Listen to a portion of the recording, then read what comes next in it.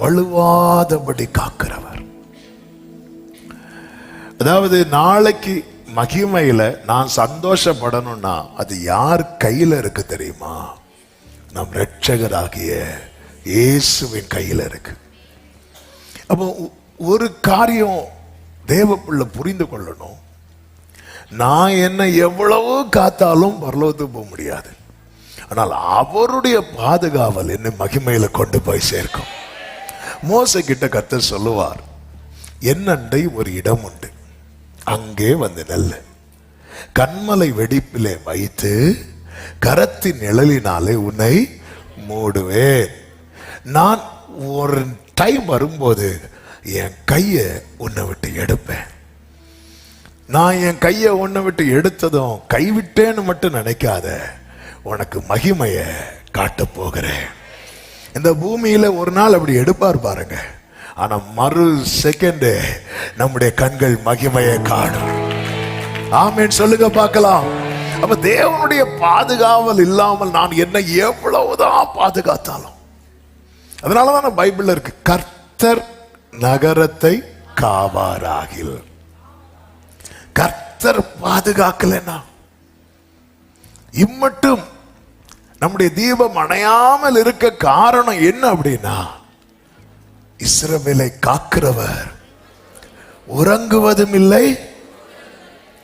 அப்போ ஒரு தேவ பிள்ளை இதை புரிந்து கொள்ளணும். அதாவது மகிமையில எப்படி நிறுத்துவாராம்? மிகுந்த மகிழ்ச்சியோட உங்களை மாசற்றவர்களாய் நிறுத்த வல்லமை உள்ளவர். நல்ல கவனிங்க. டீச்சர் ஹோம்வொர்க் போட்டு விடுறாங்க. அடுத்த நாள் 2 பிள்ளைங்க போறாங்க. ஒரு பிள்ளை ரொம்ப ஹாப்பியா இருக்கு, இன்னொரு பிள்ளை பயந்துட்டே இருக்கு. யார் ரொம்ப ஹாப்பியா இருப்பா? என்ன கோரஸா சொல்றீங்க?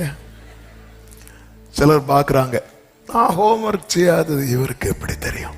இல்ல, இருக்கிறத பார்த்தா அந்த செட்டப்ல தான். யார் ரொம்ப ஹாப்பியா இருப்பா? அப்ப ஹோம்வொர்க் செஞ்சுட்டு போனவங்களுக்கு என்ன எதிர்பார்ப்பு இருக்கும் தெரியுமா? அந்த பீரியட் எப்போ வரும்? ஹோம்வொர்க் செஞ்சுட்டு பார்த்தவங்களுக்கு என்ன ஜெபமா இருக்கும் தெரியுமா? ஆண்டவரே, எவ்வளோ வழிகள் இருக்குப்பா.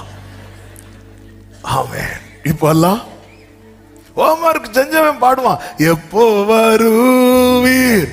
ஹோம்வொர்க் செய்யாதவன் பாடுவான், ஆண்டவரே இப்போ வந்து அழிந்து போகிற ஜனங்களுக்கு யார் உத்தரவாதம்? ஆண்டவர் இப்பெல்லாம் வந்துடாதீங்க ஆண்டவரே.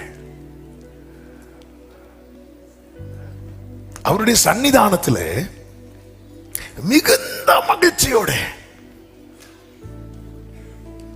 அப்ப தேவனுடைய பிடியில, தேவனுடைய பாதுகாப்புல இருக்கிற ஒருத்தனுக்கு, இருக்கிற ஒருவனால மட்டும்தான் மாசு அற்றவனாய் அவர் சந்நிதியில் இருக்க முடியும். அப்ப ஆண்டவர் பாதுகாத்ததான் உண்டு. ஆண்டவர் மட்டும் பாதுகாக்கலைன்னா நம்ம என்னதான் பண்ணாலும், பாருங்க அந்த பரிசேயனை எவ்வளவு சிம்பிளா பாவி ஆக்கிட்டார் ஆண்டவர். அவன் ஆண்டவர் சமூகத்தில் வந்துட்டு, வாரத்துக்கு 2 நாள் உபவாசிக்கிறேன், தசமபாகம்லாம் கொடுக்குறேன், 10 கட்டளைகளை அப்படியே கை கழுவுகிறேன், இவனை மாதிரிலாம் கிடையாது அப்படி சொன்னா ஆண்டவர் சொல்ல, இவன் கிடையாது அப்படின்ட்டாரு. ஒரு வார்த்தை அவர்கிட்ட தான் இருக்கு. அவர் நினைச்சா ஆமா, உலகமே பாவி என்று முத்திர குத்துறவன 1 செகண்ட்ல நீதிமான் ஆக்கிட்டா. அவர் கையில தான் இருக்கு. அதனாலதான் இயேசு சொன்னார், என்ன எல்லாமல் உங்களால் ஒன்றும் செய்ய கூடாது.